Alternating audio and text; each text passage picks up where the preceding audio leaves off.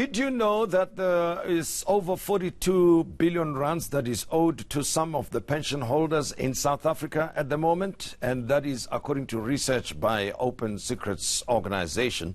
And I'm joined by Michael Marchant, who's an investigator with Open Secrets, to shed some light on these unpaid pensions owed to South Africans. And Michael, thank you very much for joining us.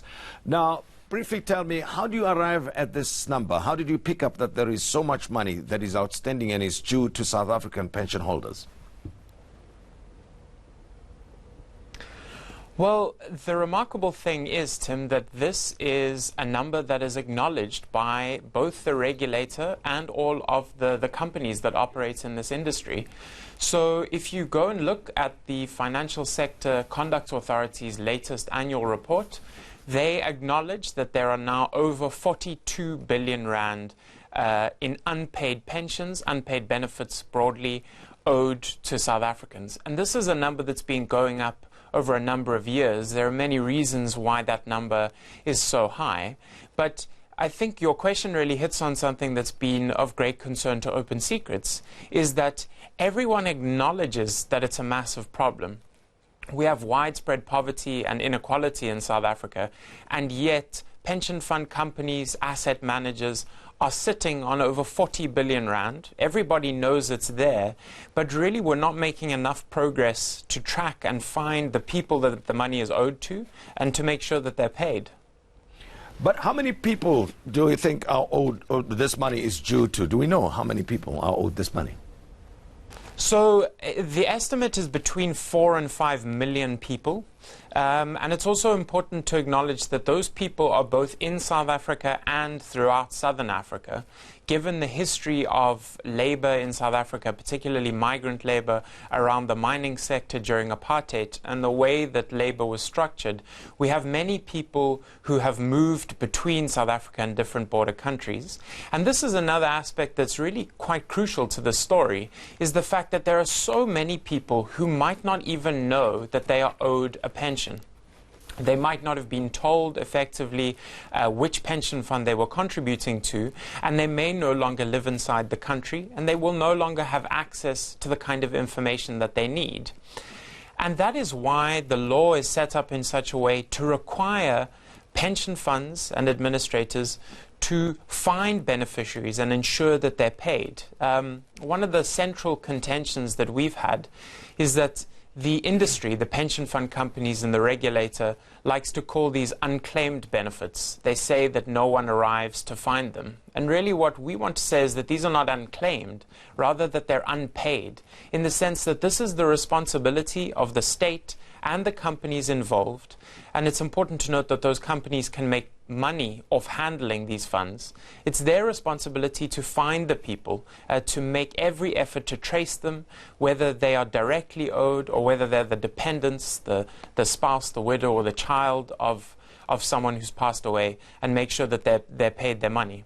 But who's responsible for this? Because some of the pension funds may have closed down over a period of time, right? So, but how did we get to this point?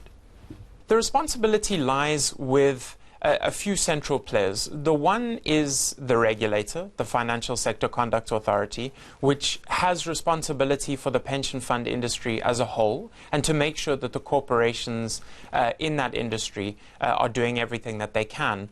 But, you know, your point about the fact that the nature of the industry has changed is an interesting one.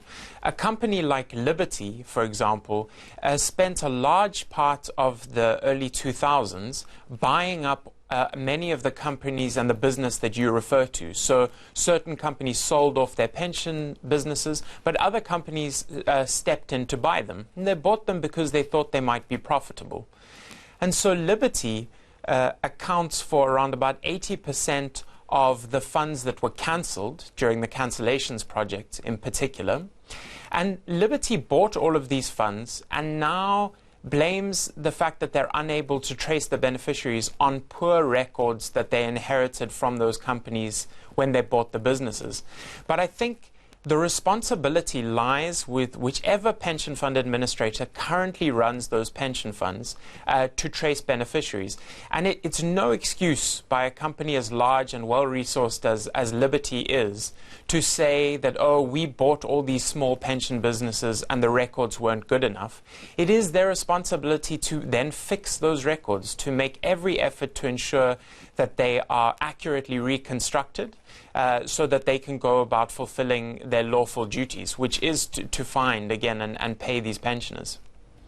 So what happens then to the contributions that were paid by the pensions or the pension holders themselves? We're talking about 42 billion rands, right? And this money continues to earn interest. So who's benefiting from this interest in the interim?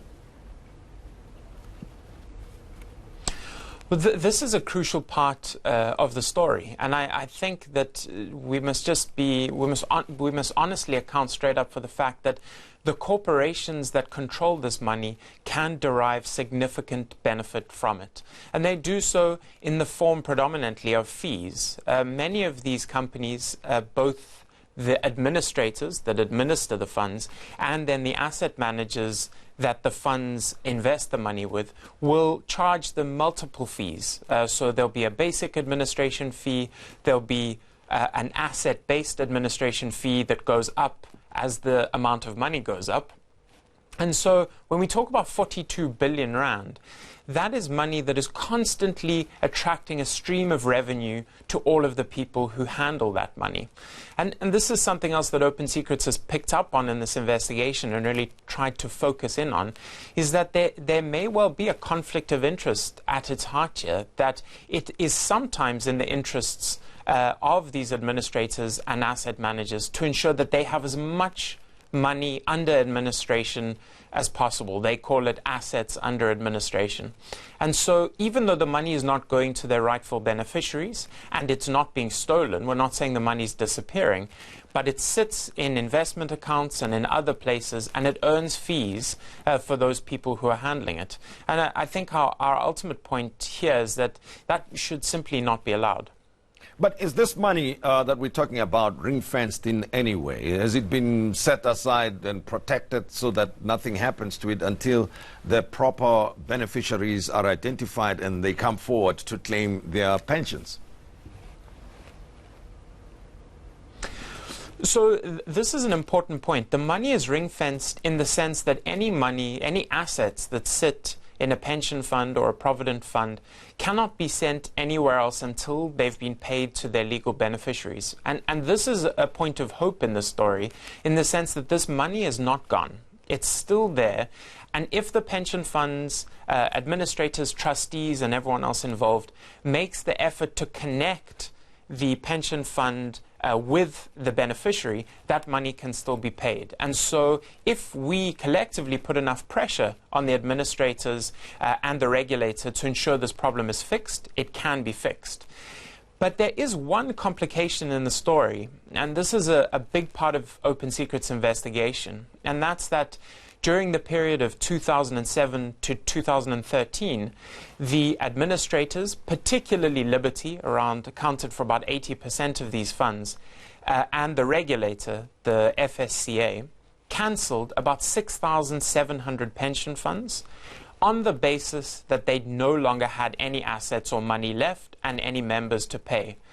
And what our investigation shows, and this is now public record, is that at least hundreds of these funds were cancelled in error while the money was still in those funds or belonged to those funds.